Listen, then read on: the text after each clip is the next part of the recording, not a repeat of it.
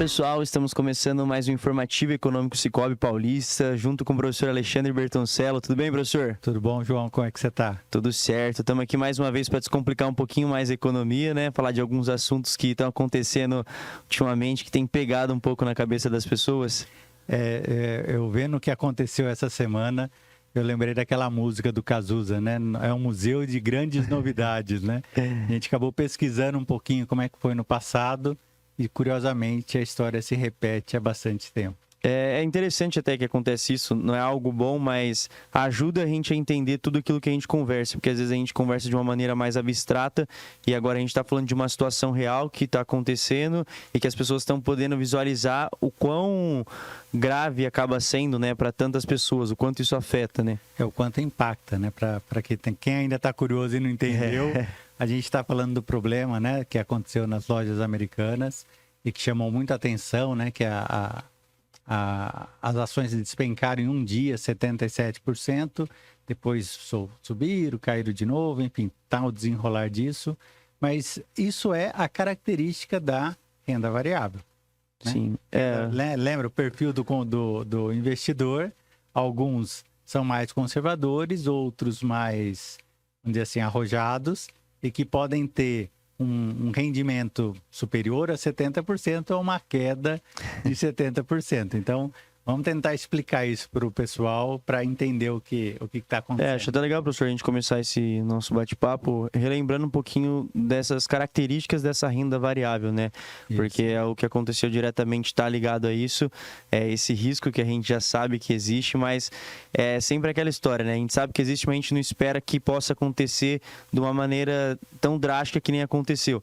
Né? Porque a gente está falando de uma coisa que às vezes a gente vê lá uma ação diminui aos poucos, aí você vai vendo que ela vai perdendo o seu valor e ainda dá aquele tempo de você pensar, de você avaliar. Agora a gente está falando de uma situação que de manhã era uma coisa, fim da tarde já era outra. Exatamente. Que foi lembra sabe aqueles Discovery Channel que tem um monte de animalzinho bebendo água, ali vem um jacaré, fica todo mundo bebendo água, ninguém presta atenção, quando vai ver, pum, morreu, né?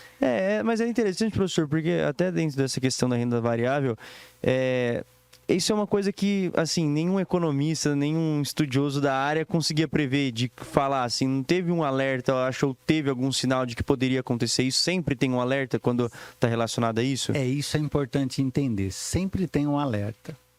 A lógica é mais ou menos assim, começou a ficar muito valorizado, começou a ter alguma coisa muito fora do comum, desconfie, né? Não tem almoço grátis. Vale lembrar, não sei se você se lembra, né, João? Você não é tão novinho assim, do Eike Batista. Sim. Até assisti o filme, né, que fizeram dele esses tempos agora. Você assistiu? Tem na plataforma de streaming lá, coisa de louco. Você vê aquilo, chega... Né? E aí você fala assim, como é que um brasileiro conseguiu chegar entre os 10 mais ricos do mundo, basicamente por pura especulação dentro da renda variável. Ele tinha aquele monte de empresas com final X, né? Sim. Segundo ele, da sorte e tal. E quando você observa a maior delas, né, que era a petroleira, ela chegou a valer R$ 2.600. Quando uma ação, isso? Uma ação. Nossa. Uma ação, R$ 2.600. É mais ou menos o que vale a ação da Amazon hoje, quando você vai comprar nos Estados Unidos. Aí, quando você... Deu um ano, ela valia metade. Né? Aquele desavisado fala, não, mas caiu metade, vai subir. Faz parte, né, da renda variável. Não faz parte. São sinais claros de que ele tinha um plano de negócios onde ele ia começar a tirar X barris de petróleo por dia. As pessoas acreditaram naquilo, né? Porque por algum motivo ele era a bola da vez e por isso a empresa valorizou tanto. Então ele seria uma Petrobras privada, vamos colocar assim. Aí passou um ano, passou 2, ele começou a não entregar nada, as pessoas começaram a desconfiar e começaram a sair. Como aqueles primeiros animaizinhos mais espertos que vê um crocodilo chegando e começa a sair. E alguns ficaram ainda bebendo água, porque afinal ele vai dar certo, ele é o homem mais rico, né? Um dos mais ricos do mundo. Hoje vale R$1,63. Não sei nem o que existe ainda. Olha a loucura que a gente está falando. Então, é uma ação que desvalorizou 99,9%, né, nesses anos. Tinha sinais claros? Tinha. Acreditou quem quis ou foi enganado Sim. quem quis. Professor, uma coisa que eu acho interessante, que quando eu estava até assistindo o filme, era nessa questão da especulação. Porque até o momento que foi lançado, né, não existia nenhuma evidência, nenhuma prova de que aquilo realmente existia, mas tinha um valor muito grande. Com isso, essa questão que nem a gente pega o caso do Americanas, o que fez com que também foi especulações internas de que estava crescendo, sendo que não estava, os relatórios, como que você consegue falar que você está crescendo, sendo que na verdade o movimento é o contrário? Então, mas quer dizer, vamos dividir bem essa história para entender. No caso do Eike Batista, existiam projetos, mega projetos, que mudariam a cara do Rio de Janeiro e que tornaria nisso uma base industrial extremamente forte que hoje não existe e nunca existiu. E as pessoas compraram essa ideia. Houve, de alguma maneira, uma questão midiática que fez todo esse processo parecer maior do que era, e as pessoas acreditaram. Elas trocaram, teve gente que vendeu casa para fazer isso. Então, essa é a loucura da especulação, que cria a bolha econômica. Essa bolha, quando estourou, todo mundo percebeu, calma, não existe nada disso. E lembra o episódio que a gente fez das bolhas econômicas, né? Que eram as tulipas holandesas. Esse é um caso ali.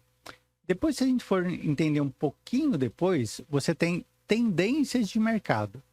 É o que a gente chama de bear market e bull market. Então, bear de urso, bull de touro, né? Que aí são movimentos não de uma empresa, mas movimentos de mercado, né? O primeiro sinal disso foi lá no século XVIII, onde as grandes empresas que faziam as navegações, se a gente fosse pegar em valores atuais... Acho que a gente chegou até a comentar, né? Num podcast nosso, a gente chegou a falar delas. Que foi uma das maiores que já... Que é um absurdo, né? Chama trilhões, algo assim, né? As empresas, o que a gente chama em português aqui de Companhia das Índias Orientais, né? Que eram holandesas, elas valeriam o que é equivalente a hoje a 8 Apples juntas, né? Seria, de longe, a empresa mais valiosa do mundo. Então, o que aconteceu ali? Nós tínhamos um momento de bull market, que não se falava nisso antes, mas as ações subiam, sempre davam lucro, a empresa dava lucro. Porque o que é a ação valorizar ou desvalorizar?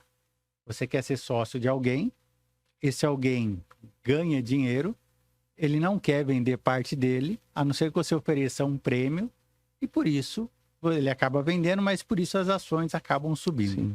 Então, a expectativa ela tem isso como base. E essas empresas, quando os commodities subiram muito, elas subiram, que é o primeiro sinal de bull market. Bull market está ligado à subida. A subida. A valorização, pensa no touro, né? Aquelas touradas, assim, quando o touro vai lá e chifra e joga o cara para cima. Bull market. Mesmo aquilo que está no chão, sobe com a força do touro. E aí, depois disso, lá por 1706, o preço das commodities começaram a cair porque tinha mais oferta do que demanda. Começou a cair. E essas grandes companhias, elas eram privadas. Existiam muitos piratas. Então, para que os navios fizessem as rotas, essas empresas tinham exércitos próprios. E bancar esse exército era muito caro. O preço dos commodities começaram a cair. Eles não conseguiram manter. E os economistas da época falaram, acho que nós chegamos de um bear market, que é o urso, né? Que supostamente ninguém fica em pé levando um tapa do urso ali. Então os preços despencaram, essas empresas quebraram e a partir daí ficou denominado, toda vez que o mercado subir mais do que 20% do pico anterior, nós entramos em bull market. Os preços vão subir, porque as pessoas estão otimistas, porque os setores macroeconômicos apontam isso e vamos ficar todo mundo rico. Quando você tem bear market, quando cai abaixo de 20%, onde as pessoas falam, acho que essa empresa está muito cara, ela não vai ter lucro, os commodities vão baixar, né? Desemprego está aumentando, vai dar tudo errado. Esse é o momento que as pessoas começam a vender no desespero. Desesperadas. E aí a gente já falou, né? Se quer entrar em renda variável, primeiro tem que ter coração, né? Forte ali para aguentar. E segundo, comprar na baixa e vender na alta. Professor, mas você comentou a questão que tem que estar atento aos detalhes, né? Se subir muito, quando está em questão desse bull market, quando ele está subindo, é um indício também que vai cair logo por subir tipo 20% a mais? Os ciclos, eles giram em torno de 2, 3 anos. E curiosamente, se você olha, se você dá um zoom out, né? Se você sai ali e vê no passar dos anos, você vê claramente essa relação de subida e descida. Ninguém sabe exatamente qual é o topo, ninguém sabe exatamente qual é o fundo. Mas tudo começou a subir, pode embarcar. Subiu. Você vai esperar chegar ao topo? Eu, particularmente, não espero. Eu quero ganhar nessa ação 20% esse ano. Deu 20%? Eu vendo. Mas e se subir mais? Feliz quem comprou. Por quê? Porque em algum momento ela também vai cair muito. Tudo vai depender do risco que você está disposto a correr, né? Exato. Se for uma pessoa que quiser correr um risco para ganhar às vezes é um pouco a mais, né? Que acaba não compensando. Então, por isso que entra aquela parte do planejamento do porquê você está investindo e para que você está investindo, né? Exatamente. Você saber o quanto você vai querer daquilo já te dá uma base para saber. Então, chegou aqui e parou. Acho que para qualquer coisa você tem que estar definido isso para você acabar, às vezes, não perdendo essa cabeça na hora de investir. Esse investidor que trabalha com o mercado pensa assim. Tem aqueles que a gente chama de buy holding, né? Que compra e segura. Esses daí não. Esses daí normalmente carregam uma ação por 2, 3, 4 anos. E que pode ser que faça sentido. Eu acho brilhante o exemplo do que aconteceu com a Vale. Você lembra aquele terrível incidente ali, né, que aconteceu em Mariana, depois Brumadinho. Que é incidente seguido de assassinato. Eu costumo sempre frisar isso porque muita gente morreu. Sim. E as pessoas parece que esqueceram disso, né? Mas a Vale em si, como empresa, né, ela é extremamente lucrativa. E se você for pensar do preço mais baixo pós o primeiro acidente, a R$ 9,00, R$ 6,00 as ações da Vale, e hoje a Vale a R$ 93,00 a ação, ela subiu muito mais que a inflação. Ela pagou inúmeros dividendos. E apesar da especulação no meio desse caminho, por motivos óbvios, era natural que ela tivesse esses problemas, ela continuou se valorizando. Então, só para o pessoal que está escutando, ficar claro assim, uma coisa é especulação. Lembre-se do Eike Batista, aquele que vendeu o sonho, enfim, vendeu o sonho, não tinha nada concreto. Outra coisa são os movimentos de mercado. Bull market e bear market. É difícil ter, né, professor, empresas assim dentro da bolsa que trabalham com esse tipo de jeito assim da especulação. Geralmente, assim, eu não sei, algum outro exemplo que você possa dar? Tem alguém que tem esse... Porque geralmente é um negócio que já existe, que já é firme, que tem as movimentações e que aí é colocado ali para que continue aumentando e crescendo. Mas agora algo que assim não existe, mas está aqui, já comecem a investir.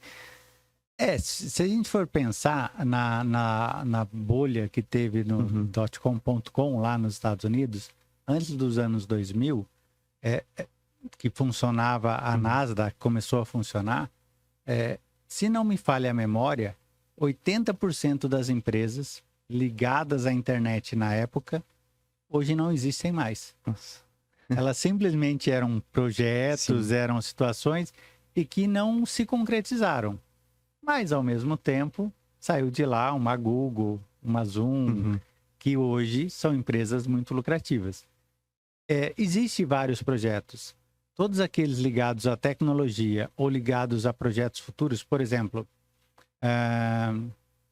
o marco do saneamento saiu há pouco tempo. Algumas empresas privadas capturaram dinheiro no mercado financeiro para construir água e esgoto em determinada cidade, em determinado estado. O que tem de pronto lá? Nada. Mas você pode comprar, inclusive, uma debênture deles para receber com juros X, para receber daqui a 10, 15 anos, porque vai estar tudo funcionando, tudo pago. O problema é, quem é a pessoa que está por trás. E o que é mais interessante, ou louco quase, do Eike Batista, é que ele era uma pessoa rica, né? Ele já tinha vários dinheiro, negócios assim que eram consolidados, e ele deu uma alavancagem tão grande que qualquer um que olhasse hoje e contasse essa história, você ia falar, tem alguma coisa errada, né? Então, só que na época, curiosamente... Não, mas só para você, professor, eu acho que mesmo sendo contado hoje, eu acredito que a chance de se repetir a história era muito grande. Porque se for ver, essas histórias já foram contadas lá atrás. Quando você para olhar para essas outras situações, assim, tá distante, tá? Mas se for olhar, tá sendo tudo repetido de uma maneira, assim, com outras pessoas, com outras situações, mas são as mesmas histórias, entendeu? Que nem acho, certamente se tivesse hoje um Eike Batista fazendo essa mesma propaganda com a moral que ele tinha naquela época, ele certamente ia conseguir vender também, ia acontecer a mesma coisa. Pelo menos na minha opinião, assim. Eu acho que as pessoas ou gostam de ser enganadas ou acreditam no dinheiro fácil, né? Eu acho que você tem uma coisa legal que a gente fala aqui, é assim, não existe dinheiro fácil. E se existir, vai embora fácil.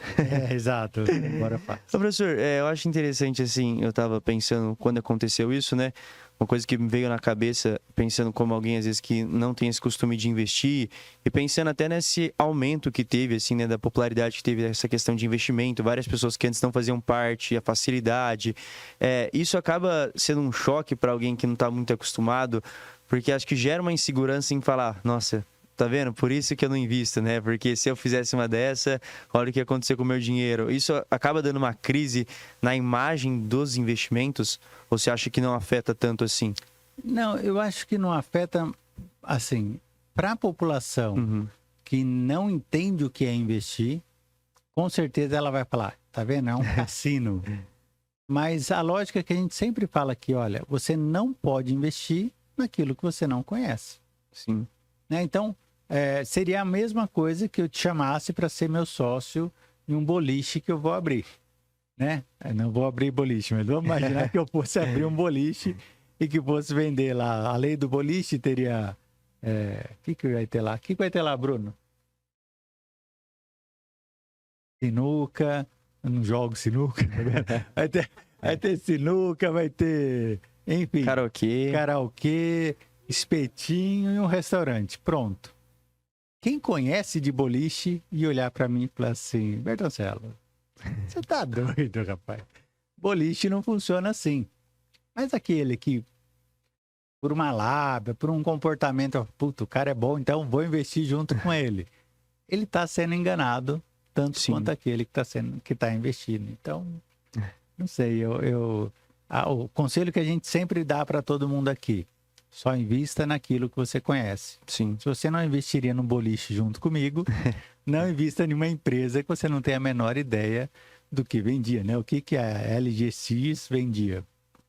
Sei lá.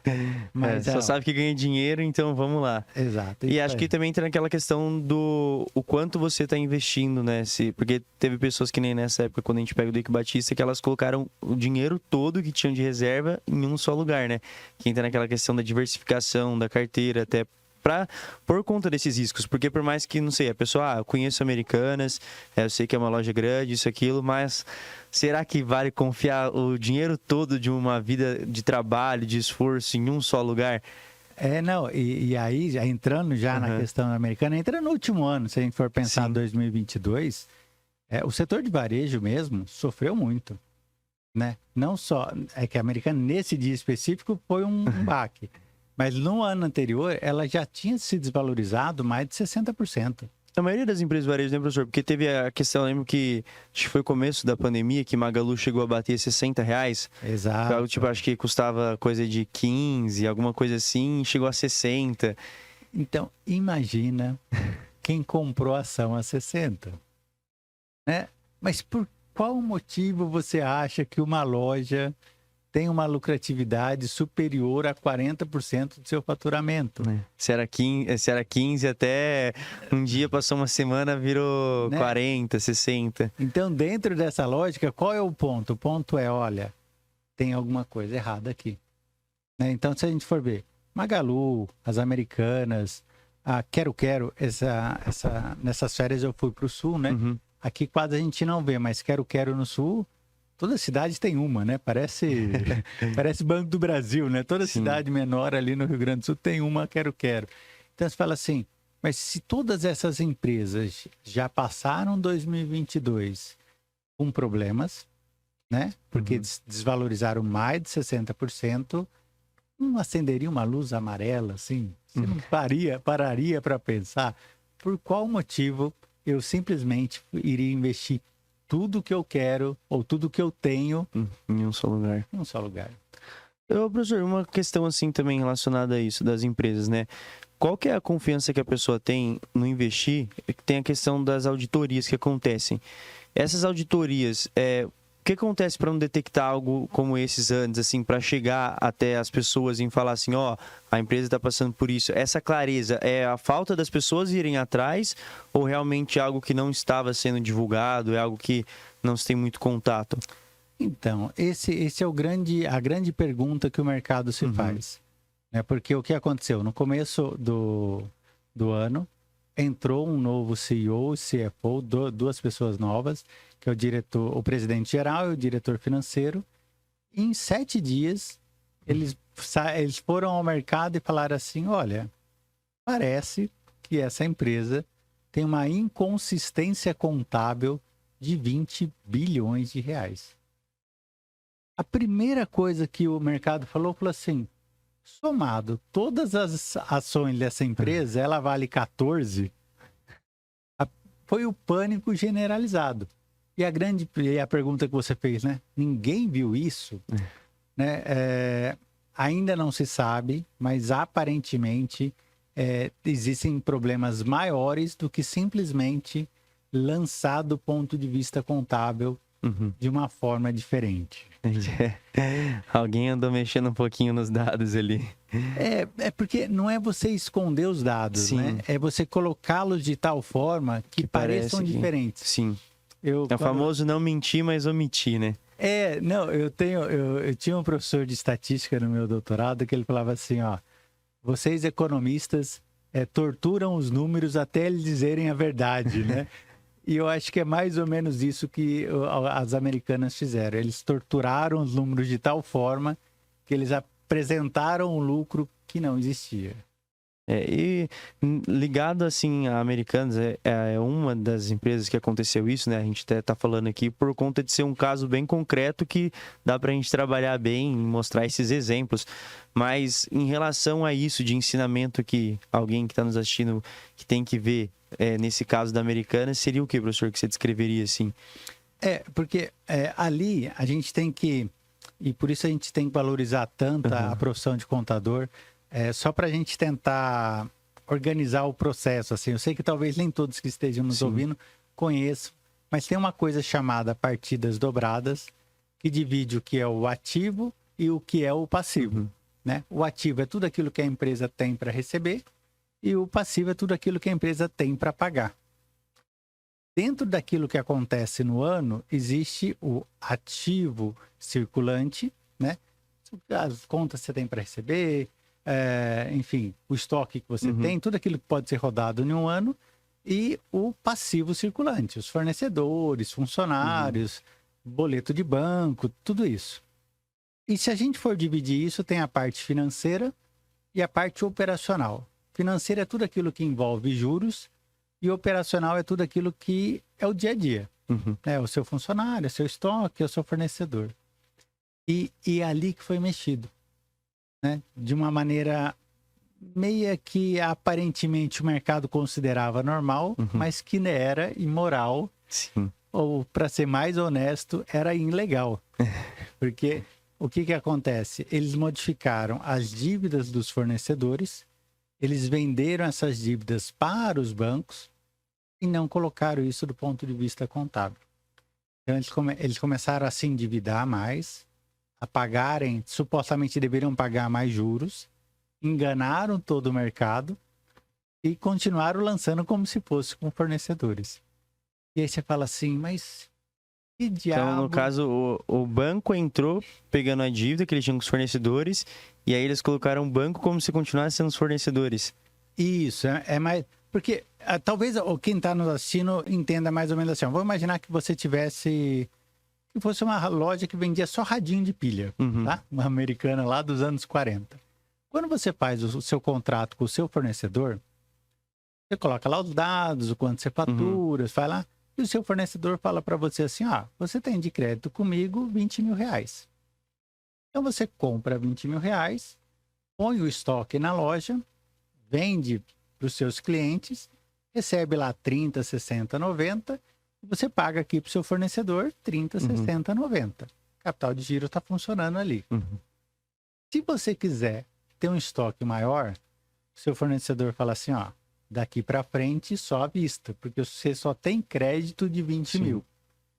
E a Americanas aparentemente precisou comprar mais, e que ela pegou essa dívida com o fornecedor e vendeu para o banco. Né? E aí o banco cobra os juros. É como o pessoal que descontava cheque antigamente, que antecipa cartão, toda essa história. Empresas que fazem isso estão bem de saúde? Você já começa a falar assim, tem alguma coisa errada ali. E aí ela fez isso, mas continuava colocando no balanço como fosse só fornecedor. E pegava mais empréstimo dos fornecedores. Próximo trimestre vendia de novo essa dívida. E nunca fechava. E nunca fechava a conta. E isso foi mudando de tal forma que a necessidade de capital de giro da empresa era muito maior do que declarada. E aí muda o valuation da empresa. A gente não fez nenhum podcast. Acho que a gente não chegou a falar não sobre valuation. Tem que falar de valuation alguma vez aí, que é o quanto vale a empresa. E o quanto vale a empresa? O quanto ela fatura, menos o CAPEX. CAPEX é a necessidade que ela tem de investir. De novo, nossa lojinha de rádio pilha. Volte e meia você vai ter que trocar a prateleira, uma luz que queimou, pintar o negócio. Então, para manutenção ali, você vai ter que estar investindo no seu negócio para ele continuar existindo. Mais o capital de giro. O que você fatura, menos o que você precisa investir, menos o seu capital de giro, você vai ter o quanto você gera de dinheiro. Beleza. Quanto eu gero de dinheiro é o quanto vale a empresa? Não. A empresa tem que durar 10 anos, 20 anos, 30 anos. E aí você faz o fluxo de caixa, que é isso que a gente acabou de fazer, descontado. Ou seja, quanto a empresa vai gerar em 10 anos? Quanto a nossa lojinha de radinho de pilha vai gerar em 10 anos? Ela vai gerar o que ela gera, descontando tudo que ela faz no ano, menos os juros que ela paga para continuar existindo. Só que aí que está o negócio. Os bancos emprestaram para umas lojas americanas que não devia para banco, segundo o balanço dela. E, ao mesmo tempo, ela devia. Então, os juros que ela pagava no mercado era muito mais baixo do que o quanto o banco achava que ela deveria pagar se soubesse das dívidas. E no banco tem aquela coisa de score. Pessoal, né? Então, como é que funciona? Como está seu score, João? O meu tá bom, Tá acima de 800 ali? Eu vou dizer que, na verdade, não sei, eu não lembro agora. Então, mas acho que tá bem sim. Então, vamos imaginar que seu score tá lá acima de 800 e aí o banco vai falar, puta, um bom pagador, a pessoa recebe. Então, na hora de ele te emprestar, ele te empresta com juros mais baratos, concorda? Sim. Agora, se você tá devendo nesse banco, no outro banco, o gerente do Sicoob não quer mais nem te ver, que fala, puta, lá vem aquele cara querendo dinheiro. E um monte de coisa. Quando você for pegar dinheiro emprestado, ou você vai pagar um juros tão alto, né? Ou você não vai pegar aqueles juros. E aí, o problema é que muitos empresários que a gente que está nos ouvindo pode até lembrar. Aquele dia que foi no agiota, que antecipou o cartão. Então, aí é juros muito altos. Sim. Juros altos significa lucro baixo. E foi exatamente esse o problema das americanas. Se ela tivesse que pagar, que ela já está pagando atualmente, os juros que ela deveria pagar, o negócio dela é inviável. E aí complicou, né? E diante disso, professor, a ideia, assim, o Americanas, para ele ter continuado nessa prática, é a ideia de que em algum momento eles acreditam que continuando pegando dinheiro, eles iam conseguir chegar num ponto onde eles iam ter mais ali de venda e eles iam conseguir pagar isso, porque para ela continuar desse jeito e antes ali no começo, que provavelmente eles já sabiam que existia esse problema de tentar corrigir ali para continuar, eles acreditavam que dava certo, porque assim, muita empresa tem essa, né, de pegar empréstimo às vezes e não pagar e acreditar que o negócio vai funcionar e pegar em outro banco e falar, não, mas agora vai dar um boom, e aí pega em outro banco e aí quando vê não consegue pagar nenhum dos 3 que pegou. Então, mas quando a gente fala da lojinha de radinho de pilha, ou que vende tinta, ou do restaurante do bairro, acontecer isso, você fala, a pessoa não tinha instrução. Agora, uma empresa desse porte, eu não consigo entender, não existe nenhuma razão lógica. Acho que o mercado não está sem entender até o momento, né? Acredito que foi um assunto muito comentado, cheguei até a ver alguns vídeos de algumas pessoas comentando, mas ninguém consegue falar algo concreto do tipo, isso aconteceu por conta disso, daquilo. Todo mundo está esperando até, na verdade, respostas e cada dia mais as investigações sendo apuradas para entender o que houve, né? Porque não tem o que falar mesmo, assim. Para chegar num ponto que nem esse agora, porque falou dos 20, aí depois chegou aos 40 e você fica tipo... e se você olha a quantidade que os bancos têm emprestado para as americanas e que todo contrato daquele estoque vendido tem aquela relação, como acontece com o cartão, espero que nunca tenha acontecido com você, mas assim, você não pagou, ele cobra tudo, né? Você não pagou nem o mínimo, ele vai e te cobra tudo. Todos os bancos vão cobrar tudo. E aí você está falando de mais de 18 ou 19 bilhões que vai bater na porta dela semana que vem. Como é que isso vai desenrolar? Ou por que chegaram a isso? Ou é muito amadorismo, que eu acho pouco provável. Difícil. Né? Ou o mercado está sinalizando problemas de possíveis fraudes ou alguma coisa assim, porque não existe lógica em gerenciar. Que é estranho isso, olha. As lojas físicas das americanas são extremamente lucrativas. Eles incorporaram da B2W, que é a parte online, né? Que tem, ele dá prejuízo todo mês. Se fosse contratar você, João, o que você falava para ele? Fecha isso, fica com esse e segue o baile. Por qual motivo continuaram assim? Porque a gente está falando de um valor tão alto que isso devia estar sendo acumulado já há muito tempo. E é isso que eu acho que é a pergunta, o porquê continuar? Né? O porquê naquele momento, às vezes, já ter declarado, estamos com um problema aqui, vamos resolver, a imagem não ia ser tão, acho que, denegrida que nem agora, que é algo que até teve participações em programas de televisões que foram cortadas, então... muita coisa que aconteceu de uma vez que eu não sei, não vejo possibilidades, às vezes, de recuperação até. Não sei como funciona o mercado, como responde a isso, até porque já aconteceu outros casos com outras empresas que conseguiram se erguer, mas... mas se você for pegar a queda das americanas é o top 6, né? É a sexta maior queda em um único dia. Nossa. Antes disso, você teve empresas de fertilizantes, você teve bancos, você teve construtoras... Foi o que, professor, uns 80% que caiu? Sim. Se não me engano, o CEMEG, que era o banco, caiu 90% em um dia. Ou seja, derreteu, né? Mas dos 5 que mais caíram, apenas um sobreviveu, os outros 4 quebraram. Estatisticamente falando, a possibilidade das lojas americanas não durarem por muito tempo, ou na mão do mesmo dono, ou abertas, é relativamente grande. Acredito que tudo vai depender também da questão do que vai ser constatado, né?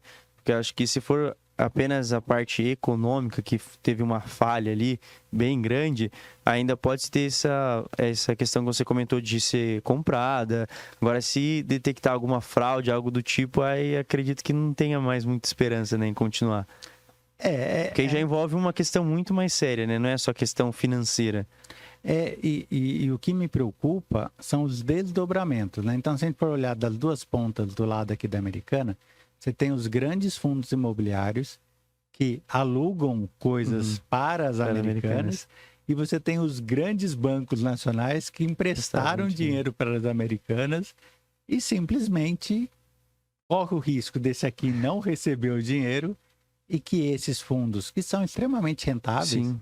tem fundos que têm até 30% da sua rentabilidade relacionada a lojas que são alugadas para as lojas americanas. Elas fecharem. Como é que vai ficar, né? Ou se ela fechar e sair, ela vai pagar uma multa, Sim. vai entrar na justiça, a pessoa vai colocar no balanço e daqui 3 anos entra no prejuízo e se amortiza.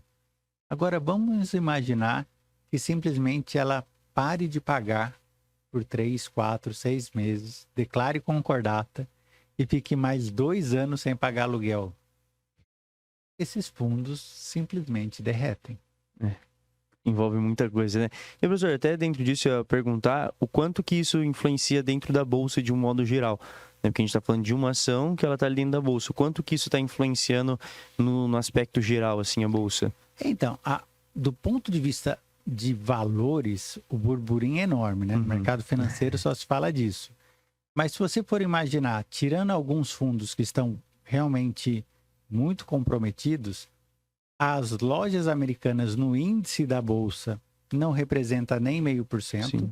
Então, ela afeta muito pouco. Seria muito diferente de uma Vale fechar, né? Alguma coisa absurda assim. E para os bancos, eles provavelmente vão reportar esse prejuízo, eles vão ter menos dividendos ali, mas, curiosamente, né, 6 bilhões de reais, que acho que é o quanto o Bradesco emprestou para as lojas americanas. É o que mais emprestou, né? Para o banco não é muito. Né? Para nós pode pesar um pouco, mas não é muito. Então, não sendo muito, não vai afetar, tirando o efeito manada, que corre o risco de alguns bancos e alguns fundos caírem no curto prazo, assim como aconteceu nos eventos da Vale lá atrás, mas que provavelmente se recupera. Eu acho que não será esse evento que vai abalar a Bolsa. Pode ser outras coisas, mas não esse evento. Que vem junto, né? Pode acontecer também, acho que a gente estava comentando antes aqui, a questão do desemprego, o tanto de pessoas que são empregadas, né, por conta da Americanas e outras de varejo também, que a gente vê que cada vez mais também apontam essas suspeitas, esses índices que pode também tomar cuidado. Acho que isso é importante até a gente falar, né, professor? Para as pessoas ficarem atentas a ações ligadas ao varejo, né? Por conta disso, porque é um índice. É que nem acontecia onde tem fumaça tem fogo, aquilo que falam, né? Então, acho que é importante também esse alerta seu, de alguém que conhece, de mostrar o que tem que ficar atento agora.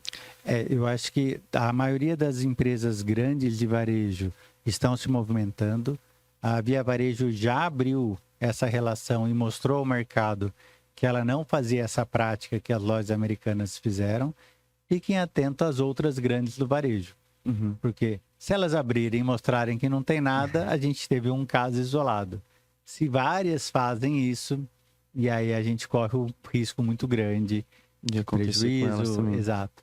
E aí deve complicar um pouquinho mais. O engraçado é que quando acontece situações como essa, aí que as pessoas vão fazer aquilo que na verdade já devia ter sido feito, né? Que é que nem uma empresa que nem a Via Varejo vir e mostrar, a gente faz assim.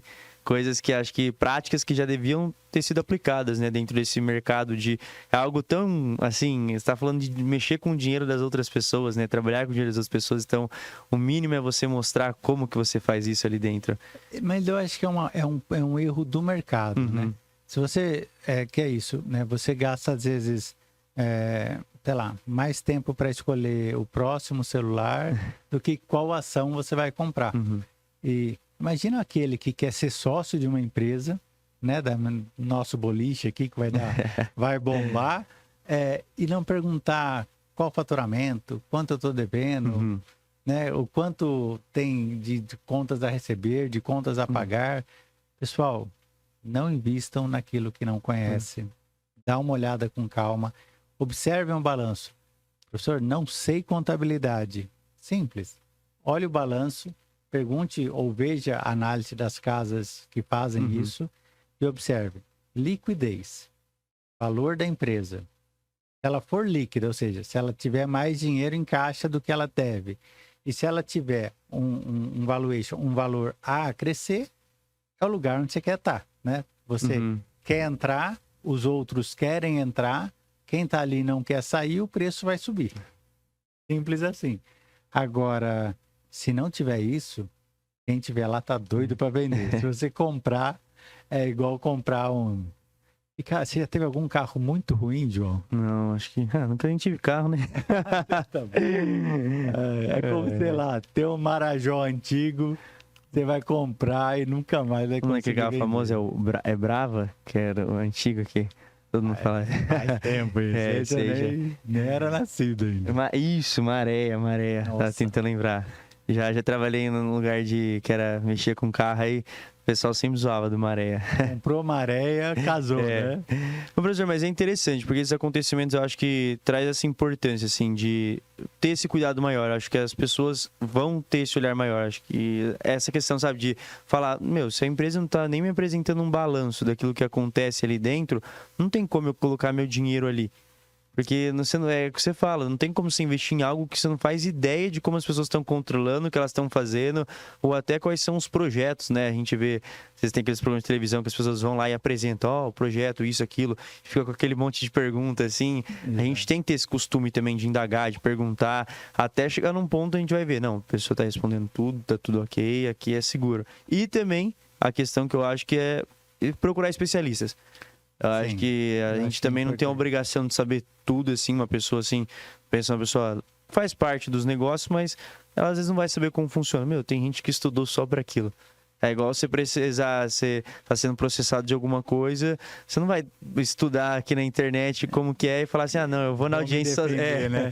Você vai atrás de um advogado porque o papel dele é esse, assim como existem o gerente dentro de um banco que vai ser entende de cartela de investimento e vai saber aconselhar, né? Exatamente.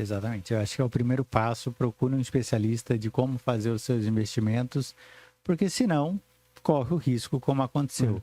E é curioso isso. Muitos fundos de investimento tinham parte relevante da carteira em cima disso. E aí a grande pergunta é, por que estavam ali? Na dúvida, espere. Renda fixa está rendendo bem, vamos ver o que acontece, apareceu a oportunidade, aí você vai lá e compra. Antes de ter muita certeza daquilo, é melhor ficar seguro, porque se estivesse pagando mal ainda, né, professor? Mas agora a gente está com a Selic cada vez mais alta. A previsão é de aumentar também, acho que pelo que você comentou aqui.